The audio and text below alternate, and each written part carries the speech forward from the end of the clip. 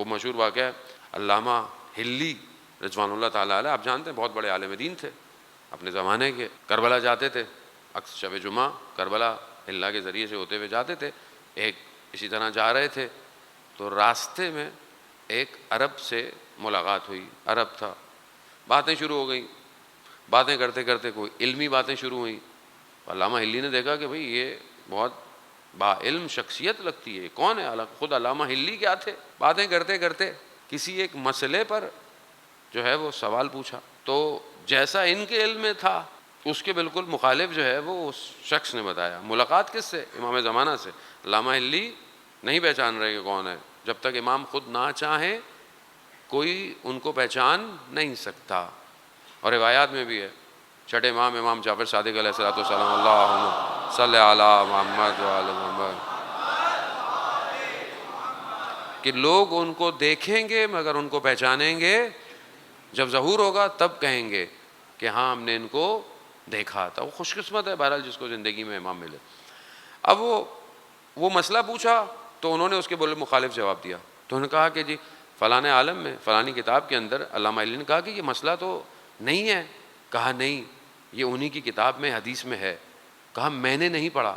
کہا تمہاری لائبریری میں فلانی جگہ پر وہ کتاب پڑھی ہے، اس کے اتنے صفحے پلٹنا، اس میں فلانی حدیث ہے، اس کے اندر یہ ہے۔ اب جب اتنا ڈیٹیل انہوں نے سنا تو انہوں نے فوراً سوال کیا کہیں یہ تو نہیں ہے، امام تو نہیں ہے؟ تو یہ چابک، وہ جو لکڑی ہوتی ہے جو جانور کو چلانے کے لیے ہوتی ہے، تو وہ ان کے ہاتھ سے گر گئی۔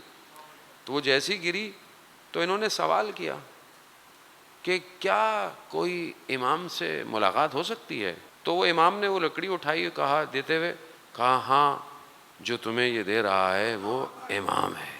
تو یہ کہتے ہیں کہ اپنی سواری سے نیچے گر گئے، امام کے قدموں میں پڑ گئے، مولا کے قدموں میں پڑ گئے کہ مولا یہ ہو۔ لیکن کہتے ہیں کہ جتنی دیر میں سر اٹھا تو دیکھا کہ امام موجود نہیں تھے۔ عزیزان محترم، خوب یعنی اپنے سے جب ہم تو خیر میں تو کوئی اتنی ہم علمی شخصیت نہیں ہے، لیکن ظاہر وہ اتنی بڑی شخصیتیں کہ وہ جب دیکھتی ہیں کہ علم فراتر ہے، خوب یہ راستہ ہے، سب کو نصیب نہیں ہوتا، بہرحال کسی کسی کو نصیب ہوا۔ تیسرا بات تیزی سے بہرحال میں سمیٹنا چاہتا ہوں گفتگو اپنے ان موضوعات کو جو ابھی حد میں لایا تھا۔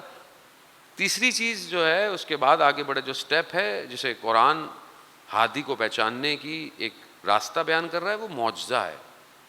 معجزہ عجز سے ہے، یعنی جسے عام لوگ انجام نہ دے پائیں، کار فوق العادہ ہے، یعنی ایسا کام کہ جو عام انسان کے بس کا، ایسا نہیں ہے کہ کوئی ایسا کام ہے کہ جو ناممکن ہے، نہیں، ایسا کام کہ جو محال ہو یعنی پاسبل نہ ہو، ایسا کوئی نہیں ہے معجزہ، کیونکہ انسان کا، عام انسان کا علم اس کو کمپائل نہیں کر پاتا، اس لیے اس کے لیے وہ کام معجزہ ہے ایکچولی۔ اور جتنے بھی نبی معجزہ لے کر آئے اس کے ساتھ ان کا دعویٰ نبوت تھا، یعنی کیا کہا تھا کہ یہ معجزہ ہے، کیوں معجزہ ہے؟ کیونکہ میں اللہ کی طرف سے آیا ہوں۔ اتنی ان کے پاس جو تھی فیسلٹی۔ ابن سکیت نے امام نکی علیہ الصلوۃ والسلام سے سوال کیا، صلی علی محمد، کہا کہ پروردگار نے حضرت موسیٰ کو جو معجزہ دیا، ید بیضا دیا، ایک وہ عصا دی کہ جو زمانے میں ساحر تھے، تو یہ ایسا کیوں ہے؟ اور حضرت عیسیٰ کو جو ہے وہ شفا کا معجزہ دیا کہ جو شفا نہیں ہو سکتے تھے ان کو، مگر رسول خدا کو جو ہے وہ کلام دیا، قرآن دیا، تو یہ ایسا کیوں ہے؟ تو امام نے اسے فرمایا کہ دیکھو جب حضرت عیسیٰ کا دور تھا تو اس زمانے میں جو چیز لوگوں کو اپنی طرف کھینچ رہی تھی وہ جادو تھا، وہ سحر تھا۔ تو سحر کا مقابلے کے لیے اللہ نے حضرت عیسیٰ کو ویسی چیز دی، کیونکہ ساحر، قرآن بھی کہہ رہا ہے، جادوگر تھے۔ جب انہوں نے یہ دیکھا کہ یہ لکڑی اژدہا میں بدل گئی تو وہ سجدے میں پڑ گئے۔ کیوں؟ کیونکہ وہ جادوگر جانتے تھے کہ یہ سحر نہیں ہے، یہ سحر، اسی لیے موسیٰ کے رب پر ایمان لے آئے۔ کہا حضرت عیسیٰ کے دور میں فلج، بیماریاں انسان کو دبا رہی تھیں، ختم کر رہی تھیں، تو اللہ نے انہیں شفا کا معجزہ دیا۔ شفا خدا کے ہاتھ میں ہے، باذن اللہ ہے۔ یہ جو ہم بھی دوائی یا گولی کھاتے ہیں، یہ دوائی اور گولی میں شفا نہیں ہوتی، شفا خدا کی طرف سے ہے۔ لیکن اس کا مطلب یہ نہیں کہ اب آپ لوگ دوائی نہ کھائیں، بولیں جی مولانا صاحب نے بولا ہے تو خود ہم تو، نہیں، ایسا نہیں ہے۔ اسباب پورے کرنے ہیں آپ نے، چیزیں پوری کرنی ہے، اپنا خیال کرنا ہے، لیکن کہاں سے شفا ہوگی؟ اس کی بارگاہ سے۔ ورنہ کتنے لوگ ہیں ہمارے درمیان ساری دوائیاں بھی کھاتے ہیں، سب کچھ کھاتے ہیں، نہیں ہوتا۔ جب خدا نہیں چاہ رہا دینا شفا تو نہیں ملتی ہے۔ جان محترم، شفا وہی ہے، وہ ہی شفا دے سکتے ہیں، یا وہ کہ بہرحال اب رسول خدا کو جو معجزہ دیا اس زمانے میں لوگ شاعر تھے، ادیب تھے، بلاغت بہت زیادہ تھی عرب میں، تو اللہ نے اسی زمانے کے حساب سے ان کو کیا دیا؟ قرآن۔ لیکن قرآن صرف اس زمانے کے لیے نہیں رہا، قرآن قیامت تک کے لیے جاوداں ہے۔ اب یہ ساری خصوصیات انبیاؤں کے پاس جو تھیں، یہ سب خصوصیات امام زمانہ کے پاس ہیں۔ اب یہ معجزہ ہو گیا، یہ سب نبوت کے ساتھ تھے۔ ائمہ کے آپ نے معجزات دیکھے، آپ ان کی زندگی میں سنتے بھی رہتے ہیں، پڑھتے بھی رہتے ہیں، لیکن ایسا نہیں تھا کہ یہ معجزات ان کی شخصیت کی بلندی کے لیے، ان کی شخصیت ان سے بہت بلند تھی۔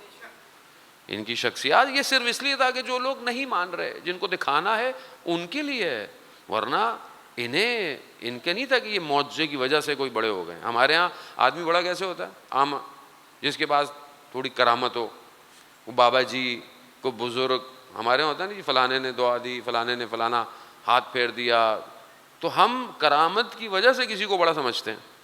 جیسے بہت سارے لوگ کہتے ہیں بھئی آپ اتنی بڑی شخصیت ہیں تو ہمارا یہ کام کر دیں، ہمارے لیے کر دیں، اور نہیں کیا تو کیا مطلب ہے؟ آپ بڑے ہی نہیں ہے، اس کا مطلب ہے کہ ہماری دنیا ایسی ہے۔ وہ ایسا نہیں ہے، ان کے یہاں کمال بندگی ہے، جتنا عطا ہو رہا ہے اتنا جھکتے جا رہے ہیں۔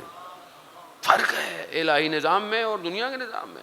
رسول خدا فرماتے ہیں فخری، یہ جو میری محتاجی ہے تیری بارگاہ میں، یہ میرا افتخار ہے۔